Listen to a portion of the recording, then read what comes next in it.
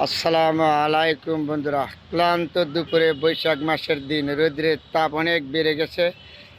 আমি হয়তো রৌদ্রের তাপের মধ্যে ক্লান্ত হয়ে আপনাদের সাথে শেয়ার করেছি। খুব রৌদ্র বেড়ে গেছে। আমরা শহর বন্দরে এত কষ্ট, গ্রামের মানুষ যে কৃষি কাজ করে কত কষ্ট না জানি হয়।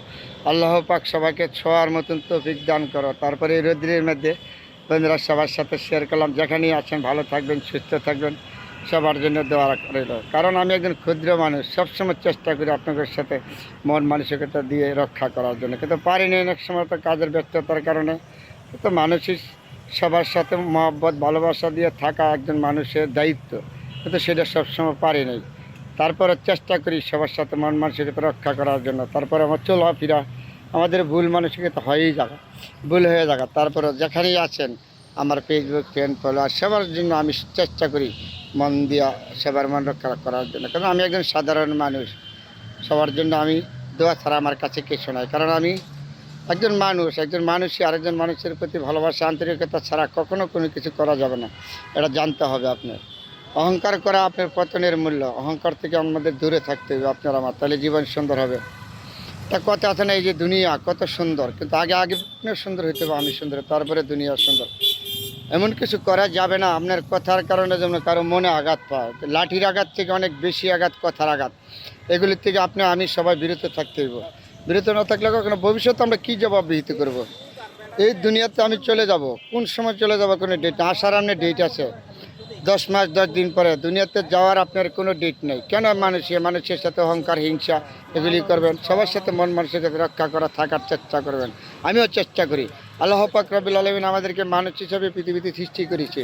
পৃথিবীতে যা দেখেন গাছপালা যা সৃষ্টি করেছে আদমের জন্য। আবারও বলি, আল্লাহ পাক রব্বুল আলামিন বলেছে আদম আমি অনেক যত্ন করে সৃষ্টি করেছি, আদম আমার প্রিয়। তাহলে আমরা আদমই কেন এক আদমে আরেক আদমকে আঘাত করব? কেন আমরা করব? হিংসা পিউন এগুলি থেকে আমরা দূরে থাকবো সবাই। আপনার জীবন আমার জীবন সুন্দর হইব। এই দুনিয়ার বাহাদুরি না রে ভাই। আমরা কি জবাব দিব পরকালে? আসেন না, আমরা সুদ ঘোষ হিংসা পিউন এগুলি বদ গায়ে আরেকজনের থেকে দূরে থাকি, সবাই চেষ্টা করি। আমি যখন আমার পরিবারের ভিতরে ভালো থাকবো, তাহলে অবশ্যই আমার সন্তান ভালো হবে। আপনার পরিবারের ভিতরে আপনার ভালো থাকলে আরেকজন হবে। এক জায়গায় আমরা 5 জন মানুষের কাজ করি, যদি 2 জন মানুষে বলি ভাই এই কাজটা ভালো না, এই কাজটা ভালো না, খারাপ পথে যায়, তাদেরকে ফিরাইলে আমরা ফিরাইতে পারবো। আসেন, এগুলিতে আমাদের মন, এগুলিতে মানসিকতা। চিরদিন তো আমরা কেউ থাকবো না, এই দুনিয়াতে চলে যাবো, ঘর বাড়ি দালান কোটা সব রেখে। তো আসেন, সুন্দর জিনিসগুলি আমরা সুন্দর বলি, মন্দ জিনিসগুলি। তারপর আপনার জীবন আমার জীবন সুন্দর হবে। এই রঙ্গমঞ্চ না, আরও রঙ্গমঞ্চ আছে। জেনে রাখবেন, হিন্দু বৌদ্ধ খ্রিস্টান যারা আছেন মুসলমান সবার পৃথিবীর শেষ বিচার আদালতে বিচার এক জায়গায় হবে, কোনো সন্দেহ নেই। তারপরে আমরা মানুষ, এই দুনিয়াটা আর থেকে চলে যাব একদিন। কোন সময় চলে যাবে বলা যায়, নিঃশ্বাস নাই কিনে বিশ্বাস, যে কোনো মুহূর্তে চলে যাব। অনেকগুলি কথা বলেছি, কারো কাছে ভালো লাগবে, কারো কাছে খারাপ লাগবে। সবাই যে আমাকে ভালোবাসবেন এমন কোনো কথা নাই। কেউ বাসবেন, কেউ বাসবেন না। তারপরে যারা ভালো না বাসবেন তার প্রতি আমার আন্তরিক অভিনন্দন, শুভেচ্ছা রইল। যে ভালো জানবেন তার প্রতি আমার দোয়া শুভকামনা রইল। আল্লাহ পাক রব্বুল আলামিন যেন আমাদের সবাইকে বুঝার তৌফিক দান করে। আমিন আমিন।